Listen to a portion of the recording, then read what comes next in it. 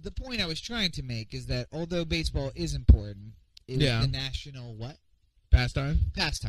And if one was to look in the newspaper, what we would think is the national pastime is shooting unarmed black men, because it seems like that's happening a lot more often than baseball games. What do you? Wait, what is that?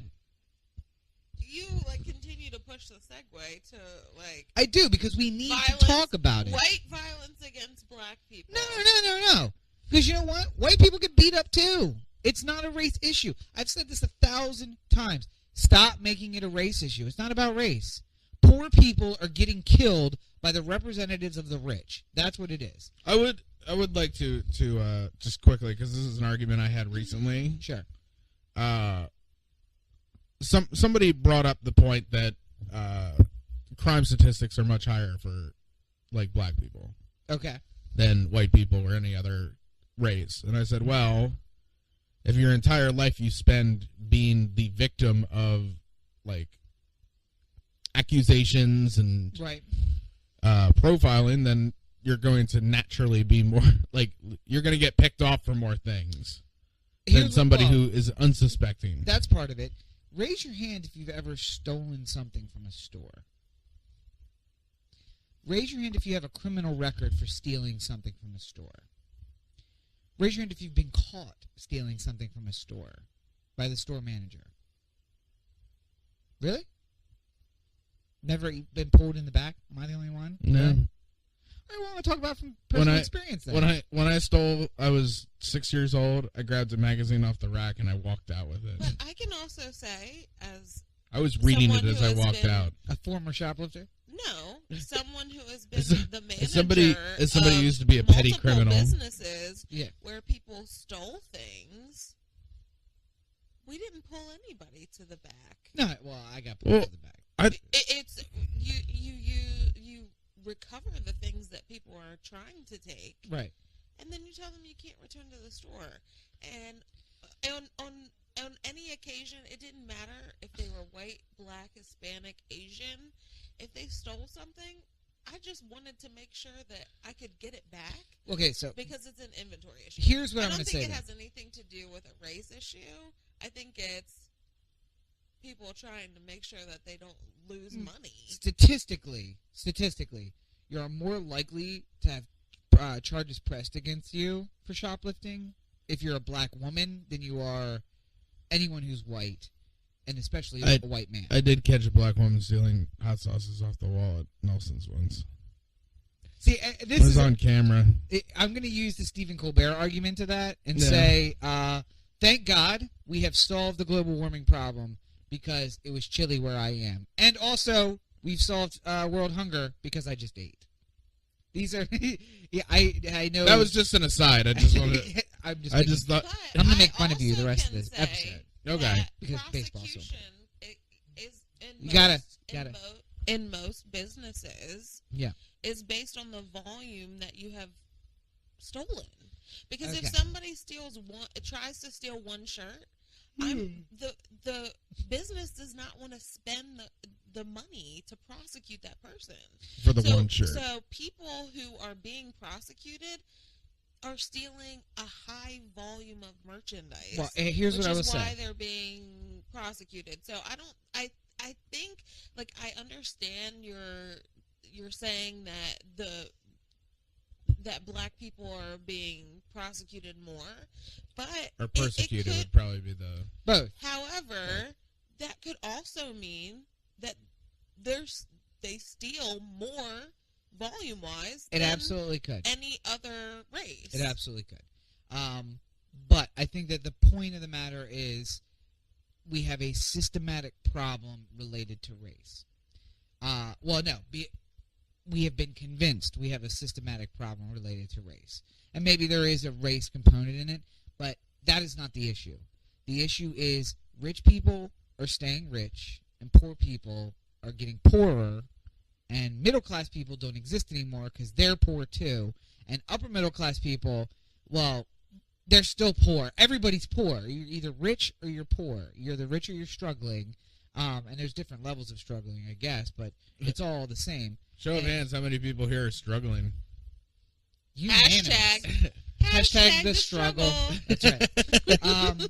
something else we're going to be starting is the hand gesture for hashtag. And just so you know, you make peace signs with both of your hands and cross those fingers. That's a hashtag. Those on like Jimmy Kimmel or something like that. Was it? Or on Jimmy Fallon, I think. Was it? Yeah. Oh, because I was about to give Erin the... I thought she made it up. No. I was going to say that she made it up. That's a O the Anthem original. Sure. Patent pending. Okay, so we now... She did that. Sorry, She did that like 7 years ago. You guys refer to her as EP. Yes. So here's my point, though. EPZ3 on Twitter. EPZ3 on Twitter. You know when there's a systematic problem. Can we at least agree there's a systematic problem with people getting shot by the police? My upset, the anger I felt at the Michael Brown story was not that Michael Brown got shot, which is obviously bad, but like because the more evidence that came out, the more it seems like he was just like an innocent passerby who got shot by the cops.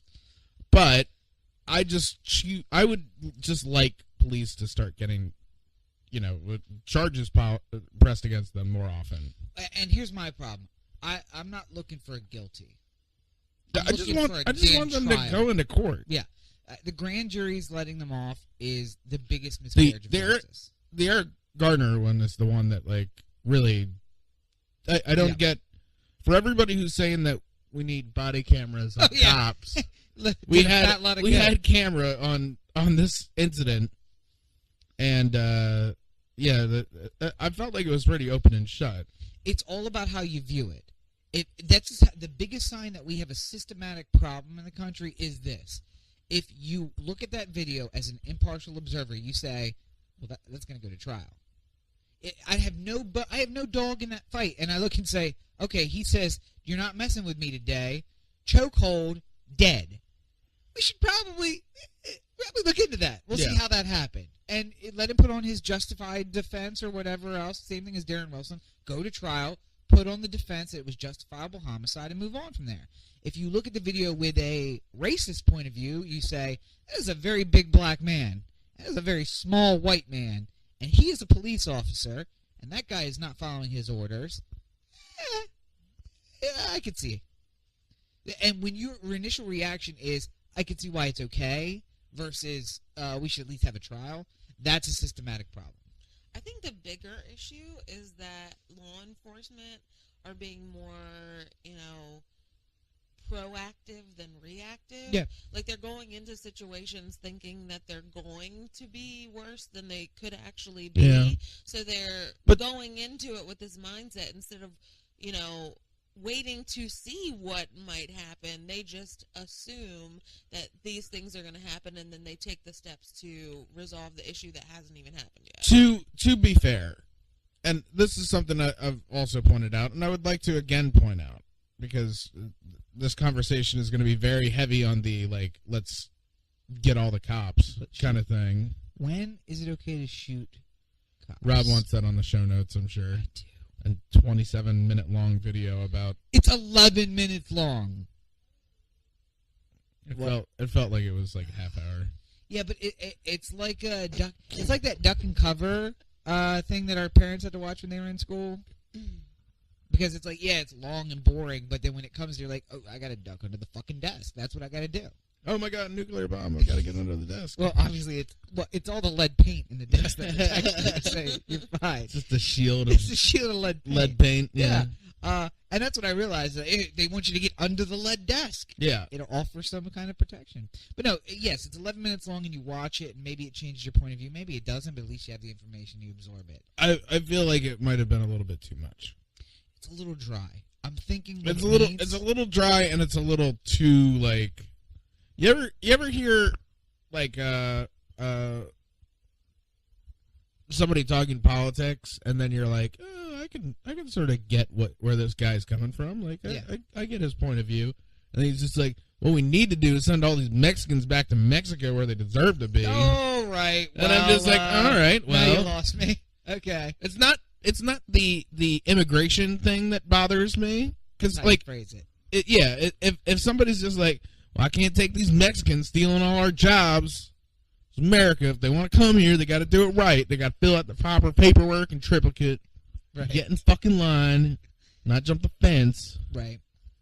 Bunch of Mexican, like when you hear somebody say that, you're just like, or like a gay rights issue, like where it's just like, how many groups can Cory offend in one podcast? No. How is the gay rights issue? No. I was hoping that you would have waited until he continued to move through each group. I want to give him a chance to put his foot in his mouth, knowingly to do that. No, go ahead. The point I'm making, along with the immigration issue with this one, is that every once in a while you hear the first couple steps of somebody's political statement. Yeah. You'll be like, oh, I can be on board. Oh, small government? Yeah. Local government? Yeah. That all sounds great. I would love to minimize the role of the government in my life. That sounds wonderful. And then when they're just like, I don't want these queers to get married, you're just like, wow, okay. Somebody really doesn't understand what's going on. Like, somebody really is out of touch with this.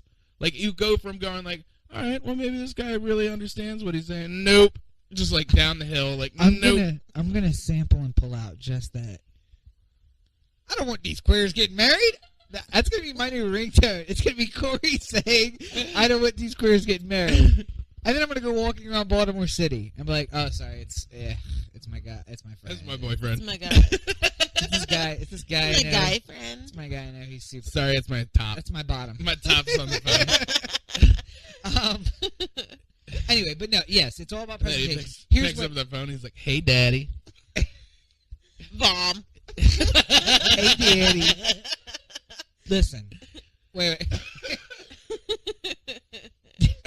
Sorry, I was choked on vomit. Don't think like my daddy. Be my daddy. Anyway, so here's my point. Not that, Daddy. No, it's become too real. It's no longer a stepmother and a stepson in a real age relationship. I want to take the red pill. Let me out. The riff has gone too far. We need to back out. No, so it's all about presentation, which is why I think we should have. When is it okay to shoot a cop? We're back on this. And O the Anthem production. That's what I'm saying. Let's do it.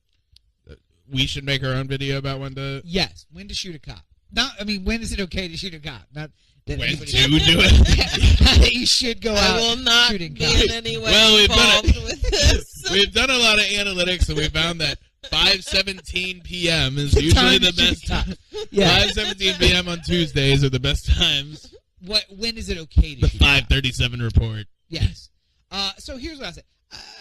Everybody should watch it. It's a little dry, but it's informative. I think if you listen. The video is the equivalent of those, like what I was saying there with like the like, you know, a really interesting point and then crazy talk. Right. Like this guy's just like it starts off well. Starts off with the like. Are you at all surprised that the video is like this? No, not at all. But see, no, it seems crazy to you. It seems crazy to you, but it's not. The first 45 seconds of the video, I was just like, okay, I get where he's going here. Like, you have to realize where there's a point where people have overstepped what is, like, they bring up the point of, like, Nazi police and all the other dictatorial leaders that have lived throughout time and how eventually the police force becomes sort of maintaining the rule of the government rather than the people. Yeah. And they said, like, well, if, you know, you were being taken in by Nazi police, wouldn't you shoot them? And everyone watching it goes, well, of course. If our police force becomes Nazis, then we should shoot them because I don't want to go on a... You missed the whole point, though, because the point is that nobody did. Nobody did. Right, but I'm saying that the point of that one singular point was very good. Okay. EP's is up. It EP snoring? Anyway. That's me. Turn her mic off. Turn her mic off. Yes. Mic is on. That one point was really good. I was just like, you know what? I was worried that I was going to get a crazy person talking about civilian justice, and I'm glad that this is not what what this video is about. And then all of a sudden it's just like, so you need to rise up. Police ain't no different than normal people. Go ahead, put that gun in their mouth and make them beg for their lives. I'm just like, not what that says. Wow, that is not in that video at all. No, but it's basically the equivalent of a crazy person talking about. Here. Can I just make a historical example here? I'm going to use people in the room and connect it to his story. Can we be real about this? Let's be real. Let's rap about it. I meant rap like presents. Right. I didn't mean like actual rap. Down low. No, you're not. Here's the thing. There are some cops out there who are very bad at their jobs. Okay. And there are some cops out there who are criminally bad at their jobs. Yes. And then there's some cops out there who are good at their jobs. Right. And there's cops out there who are just really dumb. Okay. And there's cops out there. It's everybody. Just like everybody in the world. Yeah. You know, there's... Unless you're talking about, like, fucking rocket scientists or brain surgeons... There's no Jerry's the real dumbest brain surgeon I've ever seen, you know? Right. Like when you talk about a job that almost anybody can get, but that's my problem. When you're talking about a job that almost anybody can get, you're going to get a menagerie of different types of people who are, and I don't want people to take their anger at police shooting unarmed black men as carte blanche to shoot cops. Carte blanche. Okay. Like, every single cop is terrible, and therefore every single cop must be eliminated, and therefore the cop who, you know, just works a foot beat and is just trying to keep an eye on the neighborhood, and, you know, he has a wife and 2.5 beautiful children, and they live in a nice, respectable home. How's a half a kid beautiful? I feel like that'd be kind of a freak. Is it the top half or the bottom half? It's lengthwise? It's split down the middle. Right, yeah. Right. It's like half a twin? It's like split a Tinder, right down the middle. Okay, let's do a little game. Let's have a little game. Splitting. Evie just woke up. Evie just woke up. She has no idea where she is. To be fair, it is 4 o'clock in the morning, so. All right, so let's play a little game. She doesn't know anything about Robbie and a bottom. Tell me, you missed that. Tell me when we reach the point that it's okay. All right. So we have a police officer. They're all going to be police officers. Okay. Was found so mentally incompetent that he was dismissed from 2 police agencies before he was hired. Should that guy be a cop? No. That's the guy who shot Tamir Rice in Cleveland, a 12-year-old boy who had a BB gun. The cop knew it was a BB gun and shot him anyway, 2 seconds after arriving on scene. Arrived on scene, stepped out of the car, shot a 12-year-old boy, and the boy sat there for 6 minutes on the ground before they tried to even touch him. Okay? I'm just playing devil's advocate. Sure. Did you hear the dispatcher's conversation with the police? With the police. Yes, where they say it is not a real gun. Yes. No, that's the conversation that the dispatcher had with the person who was calling 911. Okay. The conversation that the dispatcher had that was communicated to the police did not say that the gun was fake. Okay. It said that they were waving a weapon. Have you seen the video in the UK of a man who has a gun in his hands and the cops spend 4 minutes talking to him and then tase him and take him down and take the weapon away? Oh, no. As I said, I'm playing devil's advocate. Okay. Here. So that guy should not be a cop, though, right? We can understand that guy should not be a cop. Okay. Now, if you have 5 civil rights violations that led to 2 successful lawsuits on race relations, violations of civil rights, should you be a cop? Civil lawsuits? Yes. As in, your city, your employer, had to pay out because you said or did something super racist that led to the injury of a person of color. Should you be a cop? Well, I would imagine that they would just fire you for incompetence. That responsibility also lies on those who did not terminate. We're going to get there. We're going to get there. Should that guy be a cop? Probably not. Okay. That first guy is David. Gardner, yeah. First guy is David Lohman, who shot Tamir Rice. Second guy is Daniel Pantaleo, who choked Eric Garner to death. Yeah. Okay, now if you have previously said racist shit and gotten fired from a previous police agency, been so incompetent with your weapon that it took multiple attempts to pass the thing, and you have diagnosed anger issues, should you be a cop? Probably not. That's Darren Wilson, who shot Michael Brown. Now, are we going to agree that all those people shouldn't be cops? And you're saying there's good cops? I'm making an argument for that. Right. The person who doesn't fire any of those people, who hires them to be police officers despite that, is also a bad cop. And if you are the best cop in the world, you're the guy who has the 2.5 kids and the white picket fence and the dog, and you cover for any of those people. You wear a bracelet that says, I support Darren Wilson. You believe in the blue line, and you cover all of that stuff. You are a bad cop. And I use the Star Wars defense, which I've talked about on here before. If you cover for evil, you are evil. And I have no bones about eliminating you the same way that I would the bad cop who took a life. But what I see from other policemen is there's this understanding of, I guess, them kind of questioning themselves on how they would have reacted if they were put in that situation. Because a lot of cops that we would say, oh, well, he's a good cop. Has he been in that situation where he would have been tested to see how that would happen? I don't hold anybody else in the Ferguson, just rank and file on the Ferguson Police Department the same as I do Darren Wilson.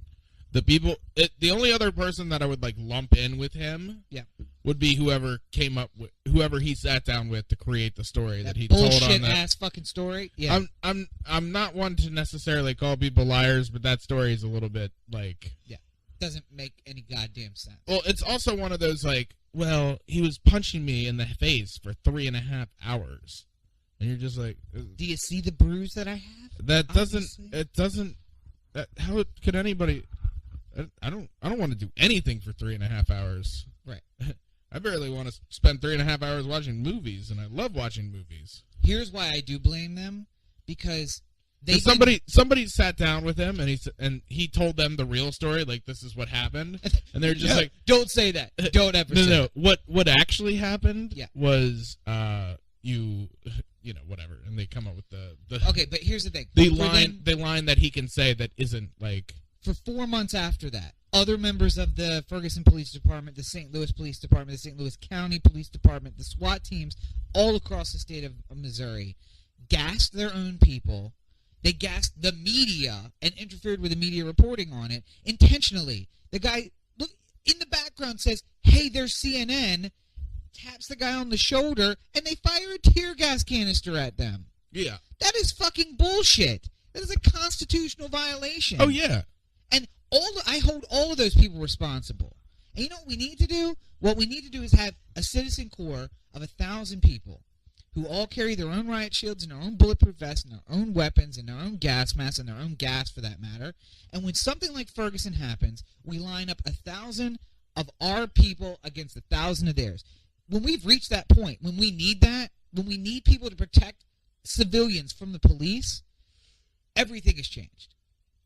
Because no matter whether all cops are good or not, every cop who got on that line and fired tear gas into a crowd of people has crossed over, and they are now evil, and that they are now the enemy. Yeah. And we need to treat them that way. And when society doesn't even goddamn indict these cops for doing that, we have reached a breaking point in our society, and we just have to come back from the brink. I can tell you now that there is no coming back from the brink. And in this room, I realize I'm the extremist. I'm the guy who's saying shooting cops is okay. And on the foundingthefuture.us blog, I'm in the midst of a series called The Acceptability of Violence. And in my opinion, violence is acceptable. And we're sitting in a room with much varied opinions. I'm Malcolm X, and you're Martin Luther King, and you're Mahatma Gandhi. Different levels. Different levels. I mean, Malcolm X said, by any means necessary. I don't care what color your skin is. If you're part of the struggle, I'll stand next to you, and we will do whatever it takes to get this done.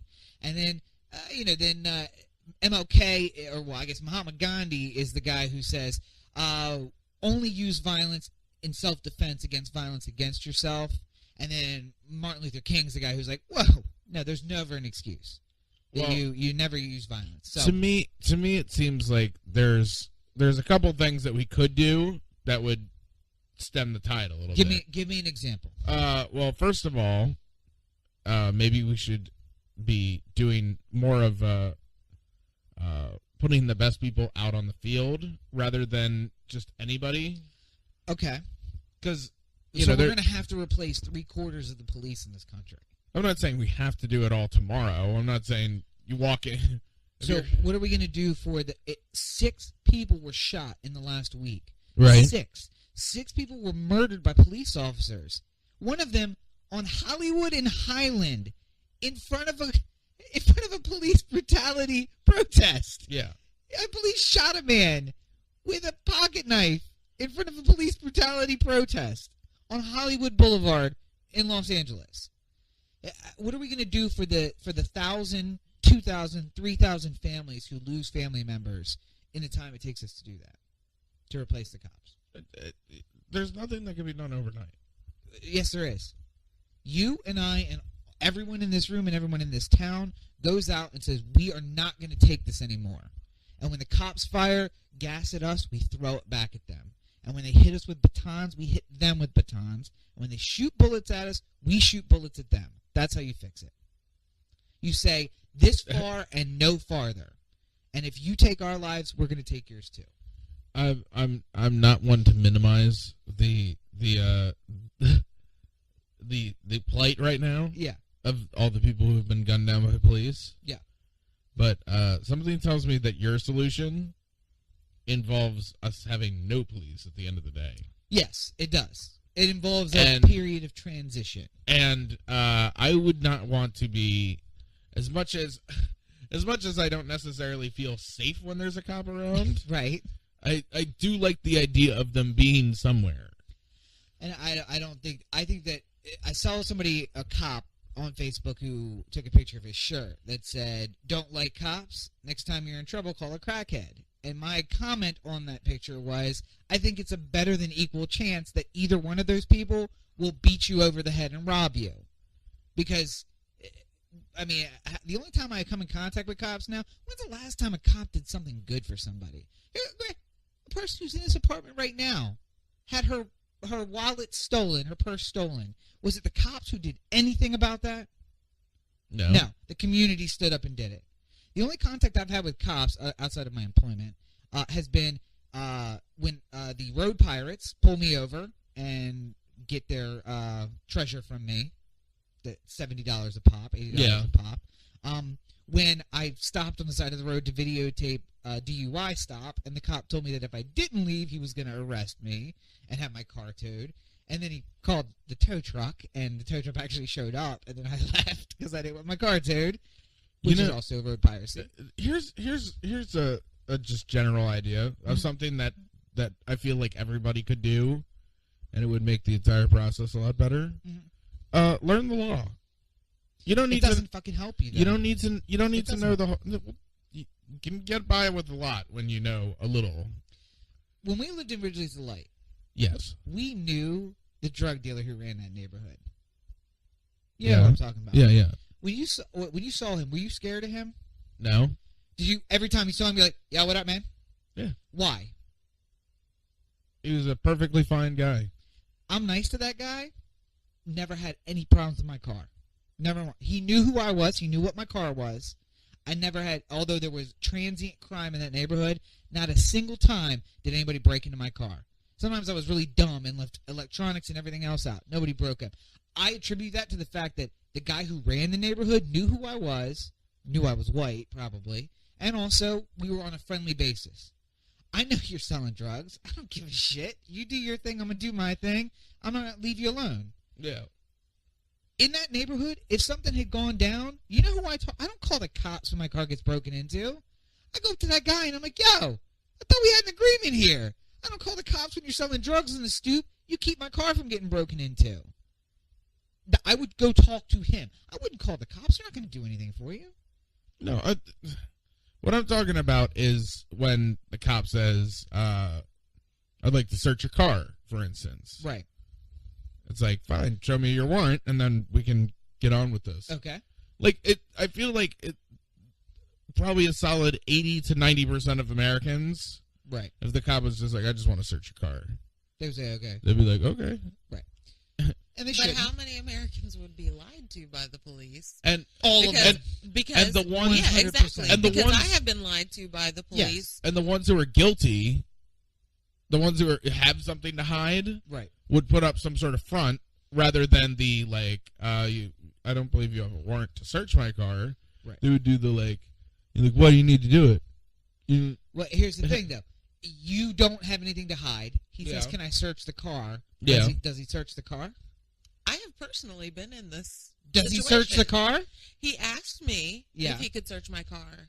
And I said, why do you want to search my car? And he said, if you don't have anything to hide, then you don't have anything to worry about. Right. Did he search the car? No, he did not search the car. Told him because I said, if I don't let you search my car, will you arrest me? And he said no. And I said, okay, you can give me my ticket and I'll go on my way. And I will tell you that if you were black, it would not have gone down like that. You would have been probably dragged out of the car on some bullshit charge. I was already out of the car at that point. Had your car searched. You would sit in the back of a cruiser and had your car searched.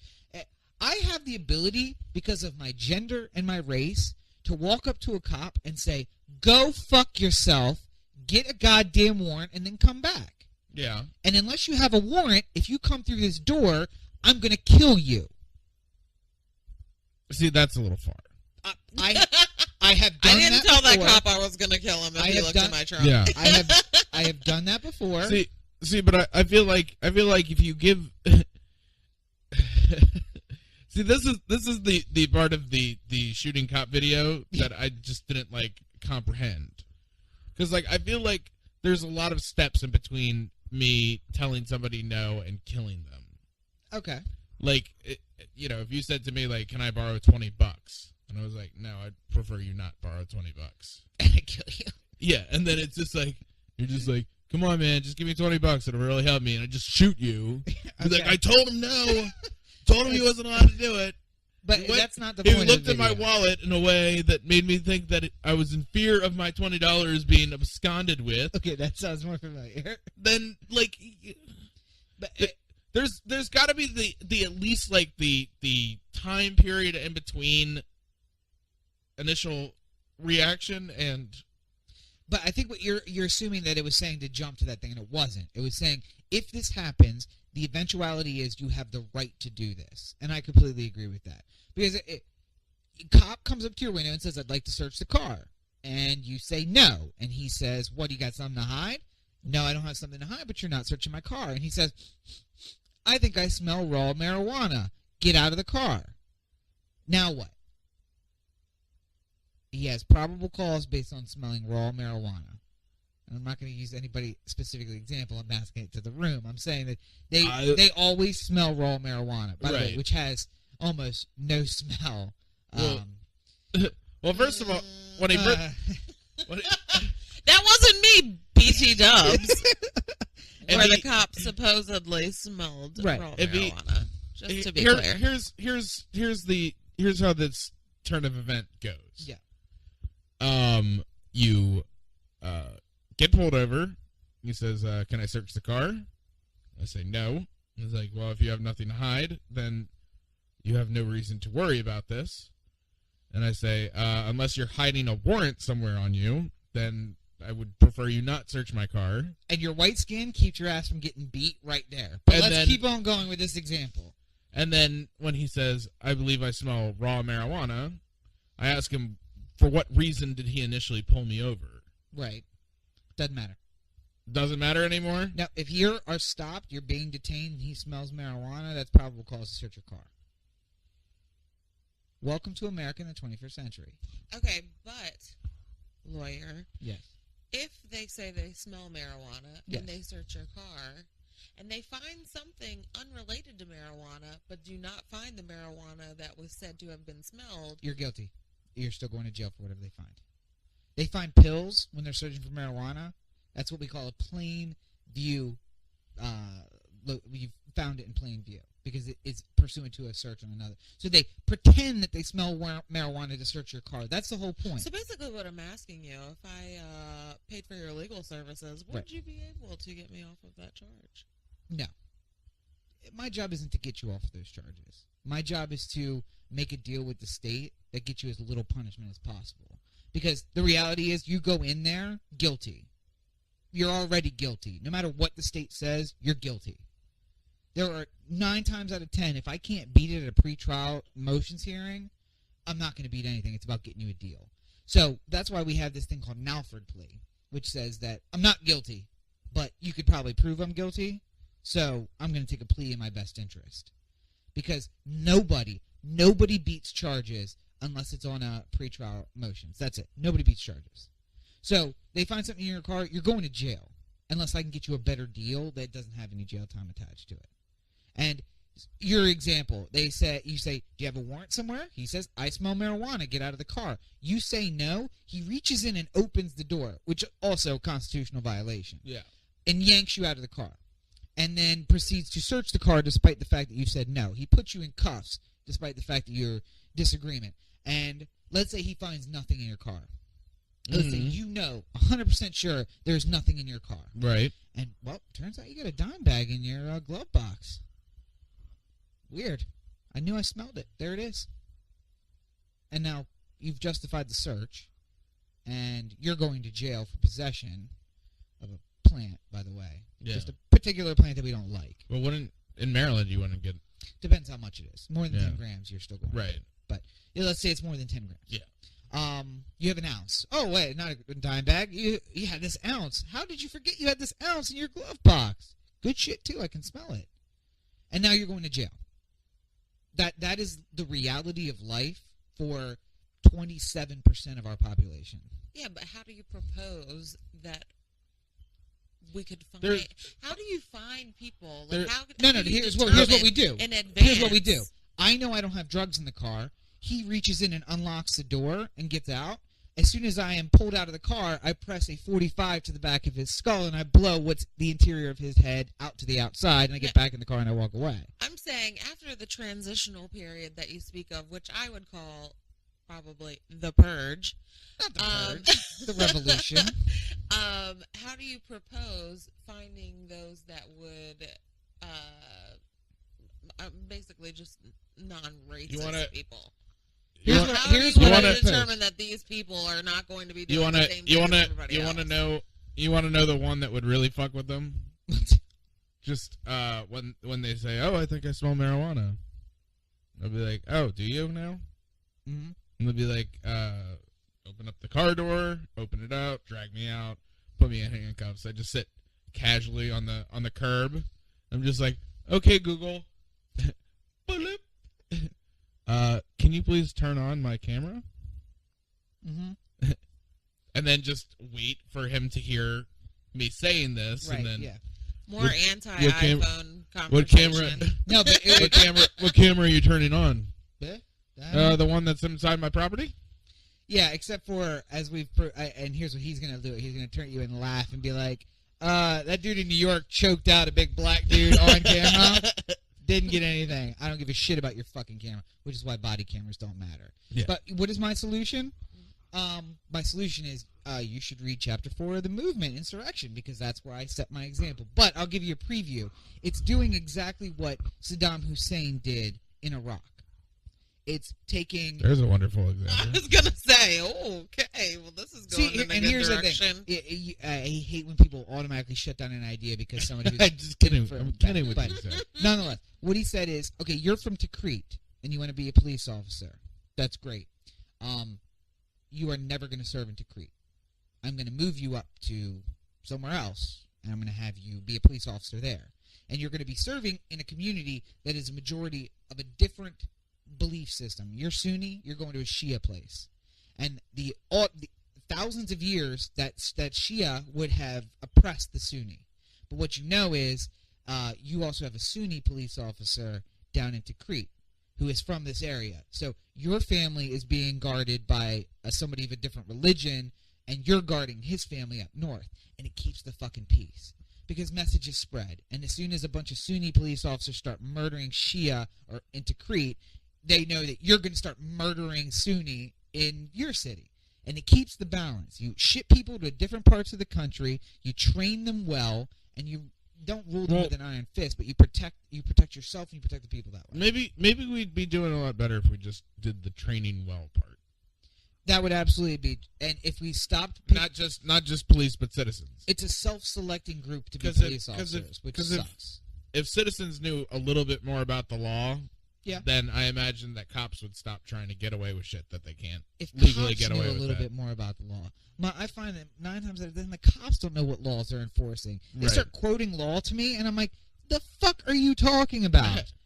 And I love my favorite part. My favorite part is when I let them rant and rave. This happened in Ocean City when I was there on vacation, and the guy spent like 20 minutes explaining the law to me. And I was like, everything you said is wrong. And he was like, oh, is that right, smart guy? And I'm like, I turned to the girl and I was like, here's the funny part. And I pulled out my lawyer's ID and I gave it to him. And he was like, oh, you're one of those. One of those? One of those educated lawyers who knows you're full of shit? Yes, that's me. Well, when you think about it, an attorney who knows the law, how long did you go to law school? 3 years. How long does a police officer have to be in training?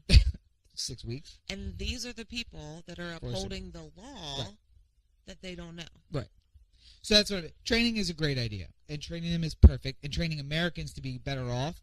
But to bring this thing full circle, the problem is I have a trouble getting your attention.